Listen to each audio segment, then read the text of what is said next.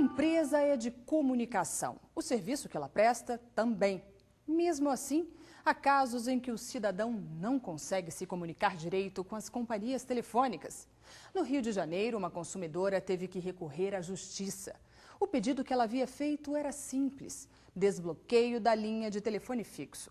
Além de não ser atendida, a usuária foi cobrada pelo serviço que estava bloqueado.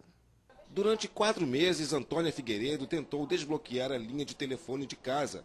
Foram mais de 15 reclamações à Oi Telemar. A primeira solicitação foi em 1º de abril e em 27 de maio o telefone ainda continuava mudo, apesar das várias solicitações. O telefone permanecia bloqueado, mas as contas chegavam normalmente. Antônia diz que as ligações para a operadora eram um teste de paciência. Você liga e passa por aquele todo o processo, você fala com uma atendente, explica todo o caso, você relata todo o caso. Aí quando você pensa que ela vai te dar uma solução, te passa para outra pessoa, aí você aguarda, enfim, na musiquinha, e isso vai de 40 minutos a 1 hora. É um teste de paciência, com certeza, e também uma falta de respeito, né, com o consumidor.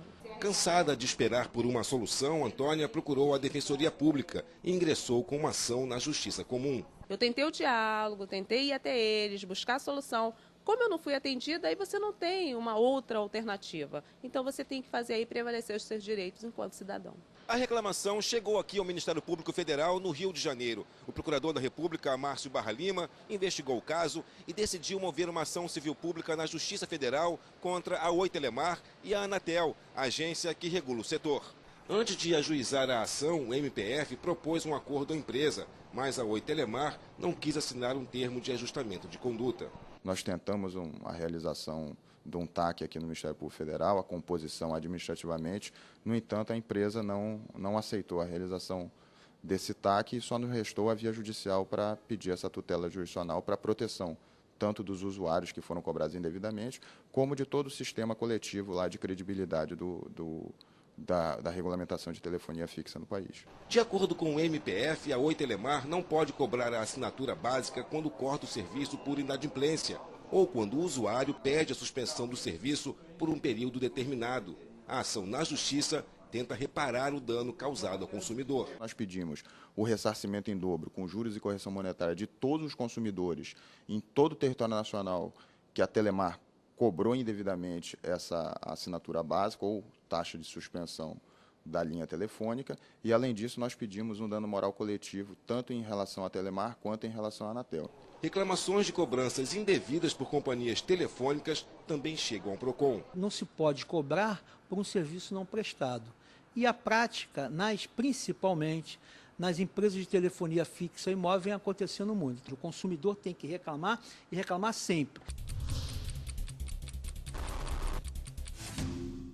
A TAM acatou recomendação da Procuradoria Regional dos Direitos do Cidadão na Bahia e passou a abordar o tema acessibilidade em sua revista de bordo. Em abril, o MPF pediu que as companhias aéreas melhorassem o atendimento a pessoas com deficiência física e mental, desde a venda do bilhete até os procedimentos durante o voo.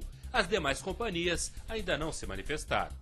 A Prefeitura de Belém terá que destinar cerca de R$1 milhão para a compra de equipamentos para hospitais públicos. A decisão é da Justiça. De acordo com a ação ajuizada pelo Ministério Público Federal, o município não honrou o convênio firmado com o Ministério da Saúde para equipar a rede hospitalar. Ainda segundo a ação do MPF, apenas parte dos R$3 milhões recebidos foram investidos.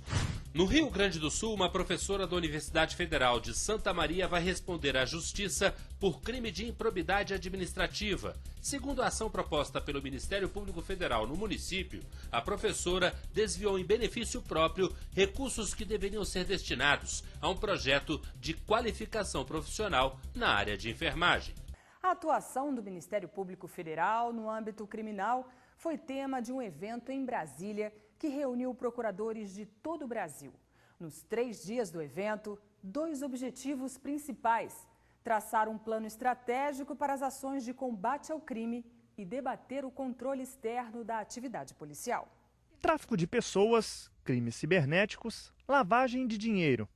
A eficácia no combate a esses crimes exige planejamento Esse é o objetivo do Encontro Nacional da Câmara Criminal, organizado pela 2ª Câmara de Coordenação e Revisão do Ministério Público Federal. A ideia é definir estratégias de atuação do MPF na área criminal.